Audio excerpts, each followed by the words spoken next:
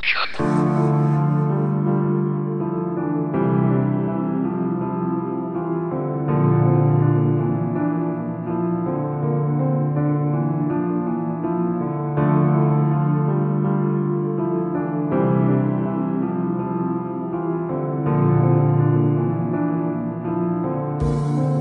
Fucking Prime Entertainment. Ito ang bayan ko na kung saan ako namulat, sa maling pamamalakad ng taong di karapat-dapat.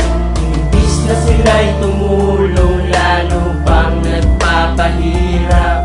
Karamihan sa atin ay nawasak ang pangarap. Ito ang kwento at talatang tila patama sa gobyerno. Pinamunuan ng sakit, kinahantungan tila impyerno. Di na binago ang sistema, pinamugaran ng dahas. Di ko makuha ang sagot kung may makabago bang batas na pinatupad. Sistema bulong ba't hanggang ngayon ay hindi na mabago. Di ko wala kung anong kaganapan na nakapikit parang kabado. Tila wala na ang mga pangako, sinabi mo sa amin ikaw ang sagot. At parang biglaan na lamang nagbago ang dating maamon dilaw ang suot. Wala na pag-asa ang bayang ito kung palagi na lamang puro bangayan. At mga pangako na parang napakot nila lumiko ang tuwid na daan. Saan nilaan ang mga pangako, pabahay, trabaho at mga proyekto. Sayang na lamang ang mga pangarap na di nakamit sa maling gobyerno. Hindi ko mahanap ang tanging sagot sa mga katanungan na hanggang ngayon ay para sa riwa sa aking isipan ng mga komento maling opinyon. Wala na pag-asa ang bayang ito kahit pa na tayo ay mabalikatan. Iwasan na lamang ang pagkasaki mo pang mga mali ay mapalitan. Ito ang bayan ko na kung saan ako namulat, sa maling pamamalakad ng taong di karapat-dapat. Imbis na sila'y tumulong, lalo pang nagpapahirap.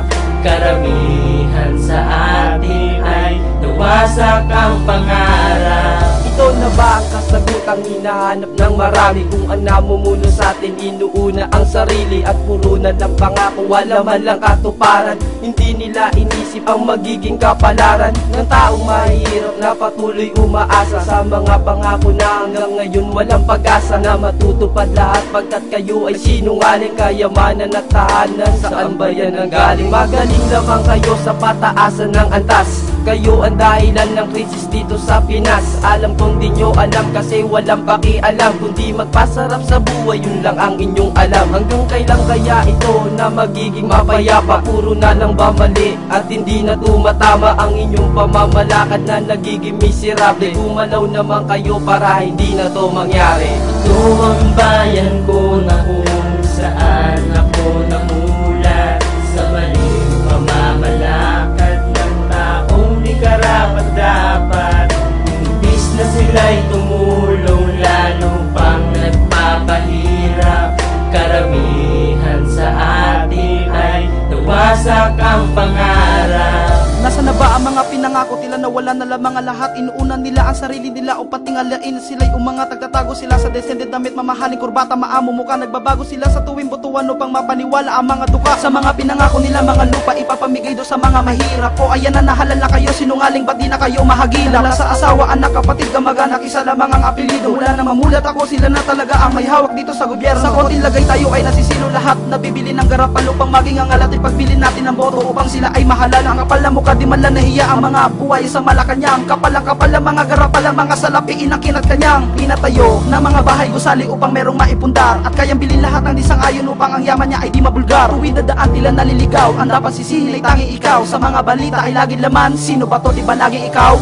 Ito ang bayan ko na kung saan ako namulat, sa maling pamamalakad ng taong di karapat-dapat. Imbis na sila'y tumulong, lalo pang nagpapahirap. Karamihan sa atin ay nawasak ang pangarap. Ito ang bayan ko na kung saan ako namulat, sa maling pamamalakad ng taong di karapat-dapat. Imbis na sila'y tumulong, lalo pang nagpapahirap. Karamihan sa atin ay nawasak ang pangarap.